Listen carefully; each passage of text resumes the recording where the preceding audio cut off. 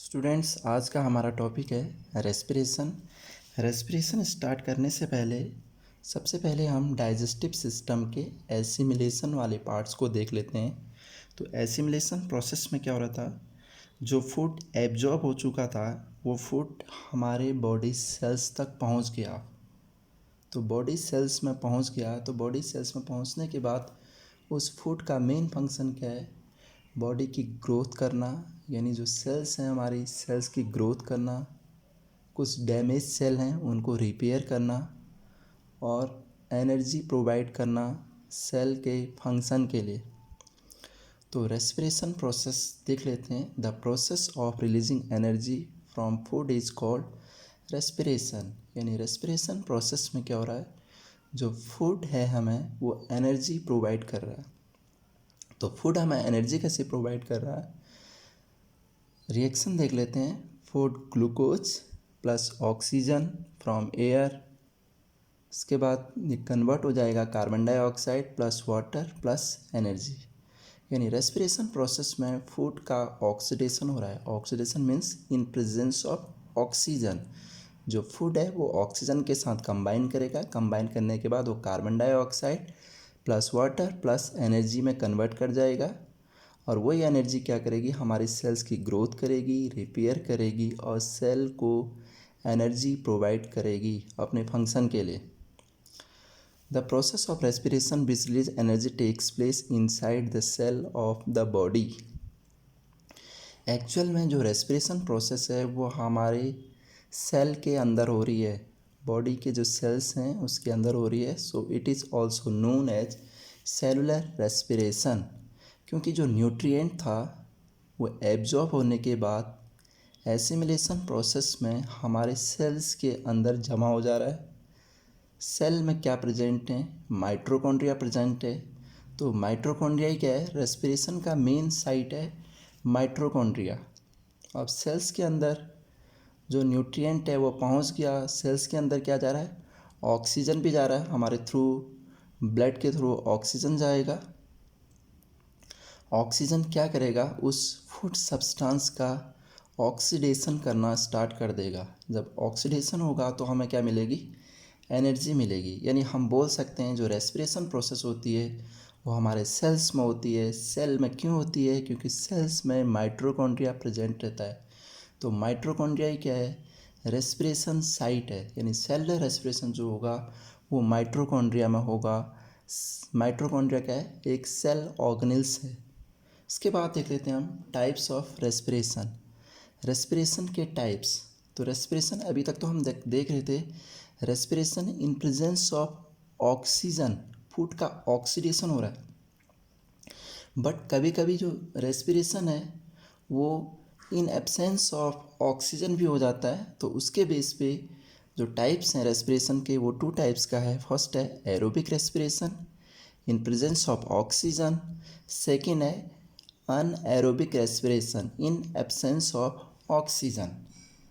The microscopic organisms like yeast and some bacteria and mussels during physical exercise obtain energy by anaerobic respiration। Aerobic respiration तो हमें पता है इन presence of oxygen होता है, यानी जो ऑक्सीडेशन हो रहा है फूड का उसी को हम बोल देते हैं एरोबिक रेस्पिरेशन। बट जो अनएरोबिक रेस्पिरेशन है ये हो रहा है इन एब्सेंस ऑफ ऑक्सीजन। तो ये मेनली होता है कुछ माइक्रोस्कोपिक स्मॉल ऑर्गेनिज्म हैं, जैसे ईस्ट है या बैक्टीरिया है।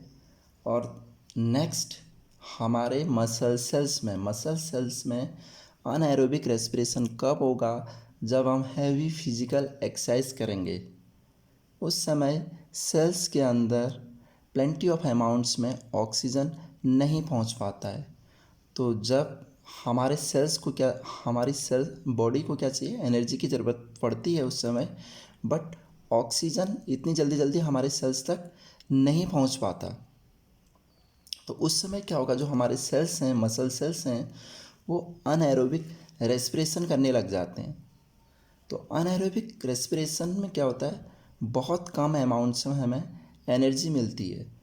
अगर हम इसी का कंपैरिजन एरोबिक रेस्पिरेशन से करते हैं तो एरोबिक रेस्पिरेशन में हमें लॉट ऑफ अमाउंट्स में एनर्जी मिलती है। अगर हम एरोबिक रेस्पिरेशन को देखें, अगर एक ग्लूकोज का मॉलिक्यूल कंप्लीटली कन्वर्ट जब हो जाता है इन प्रेजेंस ऑफ ऑक्सीजन, तो हमें 38 ATP एनर्जी मिलती है। बहुत ज़्यादा एनर्जी मिल जाती है एरोबिक रेस्पिरेशन में।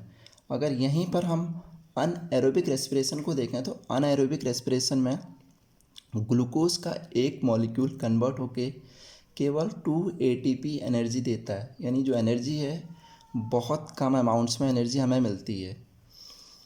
The process of breakdown of glucose in both aerobic and anaerobic respiration can be summarized as, ये बहुत इम्पोर्टेंट है एग्जामिनेशन पॉइंट ऑफ व्यू से। मैंने बहुत इजी वे में इसे एक्सप्लेन किया हुआ है यहाँ पर। तो ग्लूकोज का वन मॉलिक्यूल ब्रेकडाउन होगा, तो ग्लूकोज के ब्रेकडाउन को हम बोलते हैं ग्लाइकोलिसिस। तो ग्लाइकोलिसिस वाली प्रोसेस साइटोप्लाज्म होगी, सेल के साइटोप्लाज्म वाली प्रोसेस में ग्लाइकोलिसिस प्रोसेस होगी।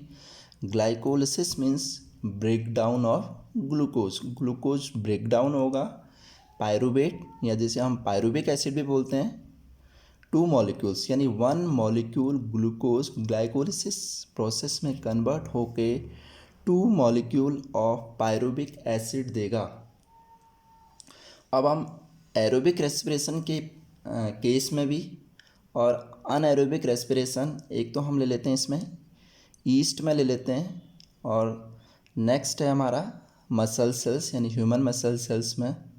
इन तीनों के केस में, या हमारा जो माइटोकॉन्ड्रिया में एरोबिक रेस्पिरेशन हो रहा है, तो फर्स्ट स्टेप है यानी ग्लाइकोलिसिस वाली प्रोसेस तीनों के केस में साइटोप्लाज्म में ही होगी।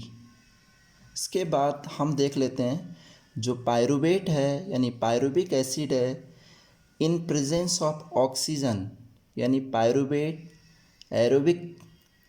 Aerobic respiration means presence of oxygen. तो ये वाली जो प्रोसेस हो जाएगी हमारी, वो होगी माइटोकॉन्ड्रिया में। इन माइटोकॉन्ड्रिया में जो पायरुवेट हमारा, ये पायरुवेट है, पायरुविक एसिड है, इसका कन्वर्जन होगा in presence of oxygen mitochondria में। सेल के माइटोकॉन्ड्रिया में इसका कन्वर्जन होगा।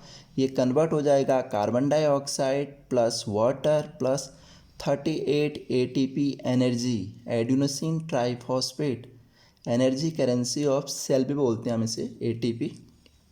तो ये वाली प्रोसेस थी हमारी माइटोकॉन्ड्रिया में, यानी माइटोकॉन्ड्रिया में जो प्रोसेस हो रही है वो हो रही है एरोबिक रेस्पिरेशन। अब इसके बाद हम नेक्स्ट आ जाते हैं, जो पायरुवेट है, पायरुविक एसिड है, अगर ये इन एब्सेंस ऑफ ऑक्सीजन या लैक ऑफ ऑक्सीजन ये प्रोसेस होती है, तो ये प्रोसेस होती है हमारी मसल सेल्स में। मसल सेल्स में कब होगी? जब हम हैवी एक्सरसाइज करते हैं उस समय। तो यहाँ पर जो पायरुवेट है या पायरुविक एसिड है, ये कन्वर्ट हो जाएगा लैक्टिक एसिड में। लैक्टिक एसिड के बन जाते हैं 2 मॉलिक्यूल्स प्लस 2 ATP।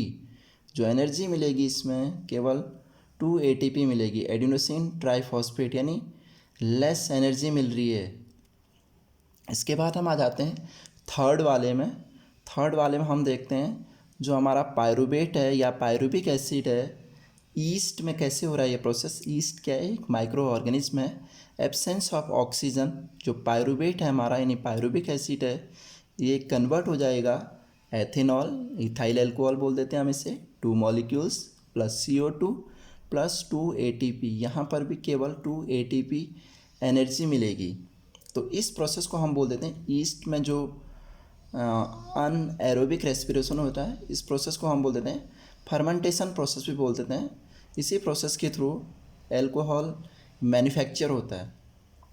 तो अगर हम लैक ऑफ ऑक्सीजन वाले को देख लेते हैं, इन मसल सेल्स में जब हम एक्सरसाइज करते हैं तो एक्सरसाइज करने पे क्या हो जाता है, प्रॉपर अमाउंट्स में हमारे सेल्स तक ऑक्सीजन नहीं पहुंच पाता। तो प्रॉपर अमाउंट्स में अगर नहीं पहुंचेगा तो पायरुवेट या पायरुविक एसिड का कंप्लीट ब्रेकडाउन नहीं होगा।